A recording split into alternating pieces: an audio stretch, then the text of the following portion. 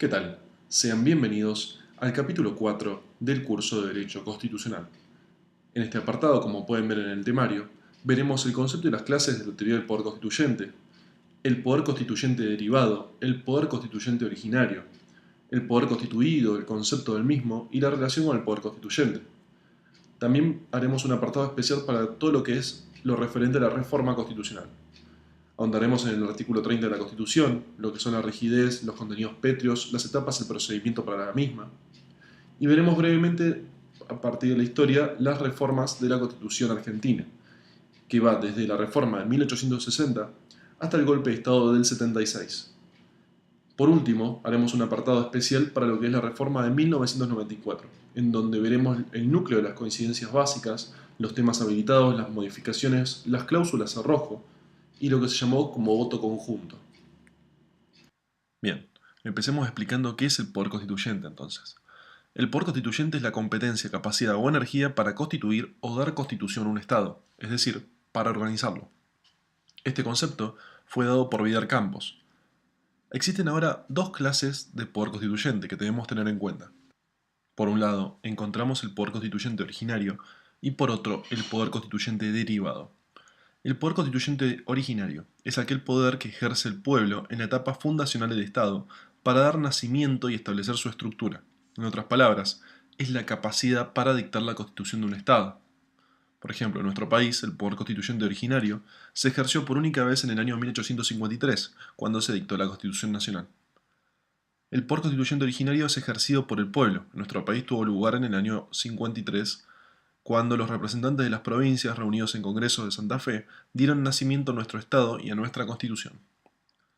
En principio, el poder constituyente originario es ilimitado, ya que no existen normas superiores que lo condicionen, pero deben tenerse presentes algunos elementos importantes. Por ejemplo, para dictar la Constitución Nacional, el poder constituyente originario de 1853 tuvo en cuenta el valor justicia, es decir, el derecho natural, los pactos preexistentes entre las provincias y la realidad social del país. Pasemos ahora a lo que es el poder constituyente derivado. Es aquel poder que se ejerce para reformar la constitución de un Estado. En nuestro país fue ejercido sucesivamente en las reformas de 1860, 1866, 1898, 1949, 1957, 1972 y por último 1994. De acuerdo al artículo 30, el deber de reformar la Constitución Nacional está a cargo de la Convención Reformadora. Dicha convención es convocada por el Congreso para llevar a cabo un único objetivo, que es reformar la Constitución de acuerdo a los puntos señalados por el mismo Congreso. Es importante destacar que el poder constituyente derivado presenta dos tipos de límites, un límite formal y un límite sustancial. El límite formal se refiere a la necesidad de convocar un órgano especial para reformar la Constitución. Esta limitación se observa en las constituciones rígidas y no en las flexibles. Recordemos que en estas últimas se reforman mediante el mismo procedimiento utilizado para reformar las leyes comunes. Por tanto, nuestra Constitución es de carácter rígido. Y un límite sustancial se refiere principalmente a la prohibición de modificar los contenidos pétreos y reformables de la Constitución. Algunos autores niegan la existencia de dichos contenidos pétreos, Quiroga, Lavie, Vanossi, etc. Sin embargo, la opinión mayoritaria es a favor de su existencia. Vidal Campos, Egmedillán, etc. Suelen mencionar como contenidos pétreos la forma de gobierno, la forma de Estado y la adopción del culto católico apostólico romano. Otro límite sustancial es el contenido de los tratados internacionales ratificados por el Estado, ya que la reforma no puede contradecir lo que ellos establecen. Además, en nuestro país la Convención Reformadora tiene algunos otros límites, como el itinerario fijado por el Congreso y el plazo para reformar, cuestiones que veremos más adelante. Hay una discusión sobre la reforma de 1860. Como ya sabemos, en el año 1853 se dictó nuestra Constitución Nacional. Esto establecía la prohibición de su reforma por el término de 10 años. Sin embargo, en el año 1860, la Constitución se reformó para que la provincia de Buenos Aires ingrese a la Confederación. De ahí surge que algunos autores, entre ellos Vidal Campos, hablan de la Constitución 1853-1860. Ellos entienden que el poder constituyente originario de 1853 quedó abierto y terminó de ejercerse en 1860. La opinión contraria sostiene que en 1860 se ejerció indebidamente el poder constituyente derivado para reformar la Constitución Nacional. Pasemos ahora a lo que es el poder constituido. El poder constituido es el poder del Estado. En nuestro país, este poder la ejercen aquellos órganos creados por la Constitución, en base al principio de división de poderes: poder legislativo, ejecutivo y judicial. Relación con el poder constituyente. Podemos decir que existe una cierta relación entre los poderes constituidos y el poder constituyente. Por ejemplo, el poder constituyente originario, la Constitución de 1853, crea y organiza los poderes constituidos, al poder legislativo, ejecutivo y judicial, y a su vez uno de los poderes constituidos, el Congreso, puede hacer nacer el poder constituyente derivado, cuando declara la necesidad de reforma y convoca la convención. Pasemos ahora a lo que es la reforma constitucional.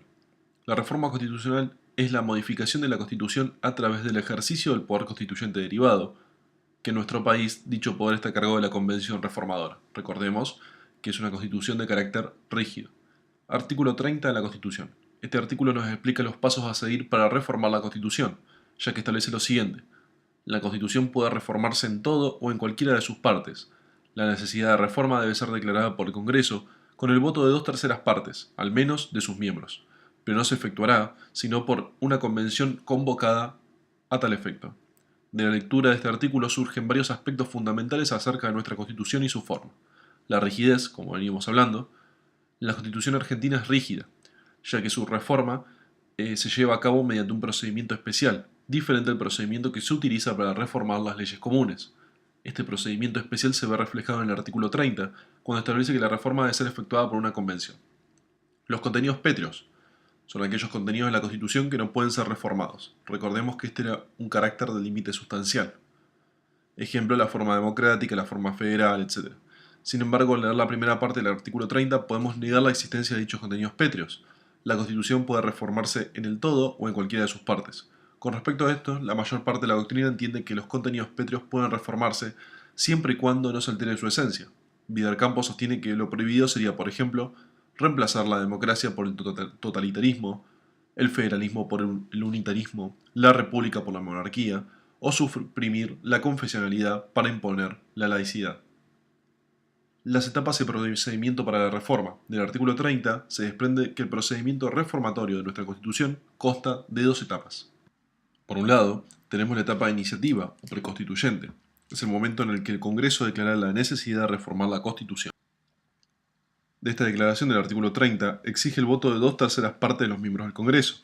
El problema se plantea cuando surge la siguiente incógnita: ¿los 2/3 deben computarse sobre el total de los miembros del Congreso o únicamente sobre los miembros presentes? La mayor parte de la doctrina sostiene que deben computarse sobre el total de los miembros. Además, se computa cada cámara por separado, es decir, que se necesita por un lado 2/3 partes de la Cámara de Diputados y 2/3 partes de la Cámara de Senadores. También en esta etapa, y mediante la declaración de necesidad de reforma, el Congreso debe puntualizar los contenidos o artículos que necesitan ser reformados. Es importante aclarar que la Convención no queda obligada a introducir reformas en los puntos señalados por el Congreso, es decir, que puede no reformarlos, pero no puede excederse de estos puntos, es decir, que no puede efectuar reformas fuera de ellos. Ahora vamos a ver la etapa de revisión o constituyente, es el periodo que se produce la reforma y es llevado a cabo por la Convención Reformadora. El artículo 30 no especifica cómo se integra esa convención, pero en la última reforma constitucional, en 1994, los integrantes de la convención fueron elegidos de la misma forma que se eligen los diputados nacionales: elección directa y bajo el mecanismo de representación proporcional Dijon. Cabe aclarar que la convención, al momento de reformar, tiene ciertos límites. Los contenidos pétreos no pueden extenderse más allá de los puntos señalados en el Congreso, y el plazo para reformar. Este último, el plazo para reformar, es establecido por el Congreso y su vencimiento provocaría automáticamente la disolución de la Convención.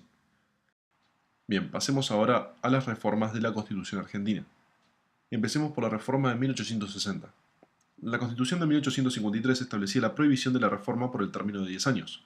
Sin embargo, en 1860 la Constitución fue reformada. Esta situación generó grandes debates doctrinarios en cuanto a la legitimidad de la reforma. Remitimos a las primeras páginas de este capítulo. Esta reforma fue una consecuencia directa del Pacto de San José de Flores, en el año 1859.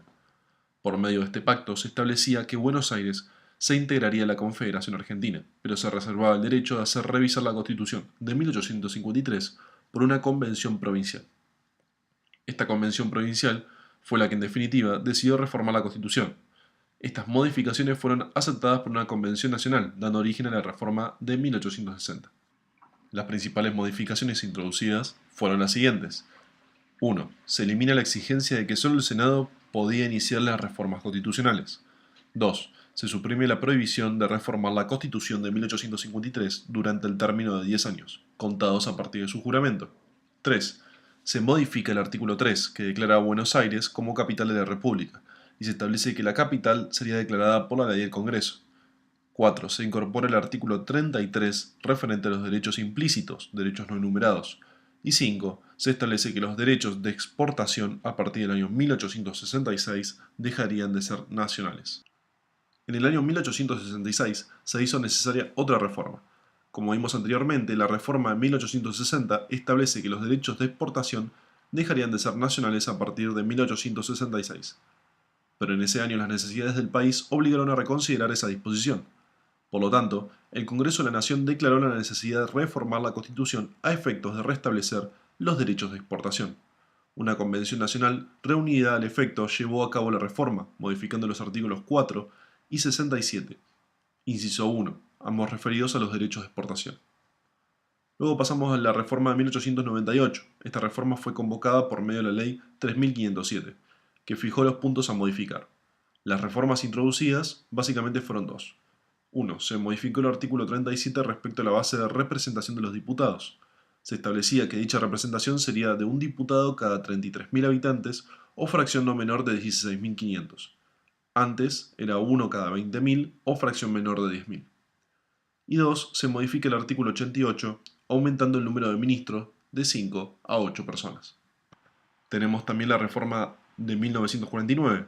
Mediante el dictado de la ley 13.233 del año 1948 se declara la necesidad de reformar la Constitución. Como consecuencia de esto, en 1949 se produce una nueva reforma constitucional. Durante la presidencia del general Perón, las modificaciones más importantes fueron las siguientes. Se autoriza la reelección del presidente y vicepresidente. Tanto el presidente como el vice serán elegidos por el voto del pueblo. Los ministerios se elevaron a 20. Los diputados se elegirán por voto directo y durarían 6 años. Se incorporaron una serie de derechos sociales, como ser derechos del trabajador, de la familia, de la ancianidad, etc., y se establece la función social de propiedad, el capital y la actividad privada. Es importante aclarar que esta reforma tuvo vigencia solo durante 7 años, ya que en 1956 fue derogada. Pasemos a la reforma entonces de 1957. En el año 1955 se produce la revolución que derroca al general Perón. De esa revolución surge un gobierno provisional, Aramburu y Rojas, que deroga expresamente la reforma de 1949 y declara la necesidad de reformar nuevamente la Constitución Nacional. Para eso, fue convocada una convención nacional que introdujo dos importantes reformas. Agrega el artículo 14 bis, referente a los derechos sociales o económicos sociales, y 2, mediante un agregado del artículo 67, inciso 11, actual 75, inciso 12, faculta al Congreso Nacional a dictar el Código del Trabajo y Seguridad Social. Cabe recordar que esta última reforma fue duramente cuestionada por no seguir los mecanismos previstos por el artículo 30, ya que al declarar la necesidad de reforma, el Congreso se encontraba disuelto. Pasamos entonces a la reforma de 1972. En este año la Junta Militar declara la necesidad de reforma otra vez. Para ello se dicta un cuerpo normativo denominado Estatuto Fundamental. Este estatuto modificó la parte orgánica de la Constitución en varios artículos. Sus modificaciones más trascendentales se referían a los plazos de los mandatarios y la forma de elección del presidente y senadores. Obviamente esta reforma tampoco cumplió con lo establecido por el artículo 30, ya que por lo tanto la necesidad de reforma, como la reforma misma, fueron realizadas por la Junta Militar. Hay un carácter transitorio del estatus. Lo más ilustrativo del estatuto fue su artículo 4. Este artículo disponía que la reforma sería transitoria, ya que tendría vigencia en principio hasta 1977. Pero si una convención no decidía acerca de la incorporación o derogación antes de agosto de 1976, su vigencia sería prolongada hasta 1981. El golpe de Estado de 1976 finalmente derogó esta reforma y las elecciones de 1983 se rigieron a través del viejo texto constitucional.